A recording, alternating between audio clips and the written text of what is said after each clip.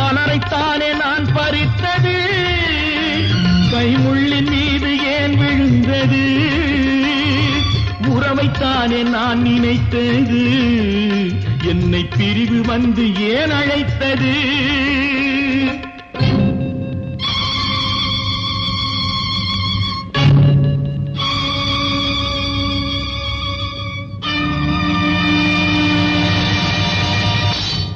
எழுதுங்கள் என் கல்லறையில் அவள் இரக்கமில்லாதவள் என்று, பாடுங்கள் என் கல்லறையில் இவன் பைத்தியக்காரன் என்று. கண்கள் தீட்டும் காதல் என்பது அது கண்ணில் நீரை வரவழைப்பது, பெண்கள் காட்டும் அன்பு என்பது நம்மை பித்தனாக்கி அலைய வைப்பது.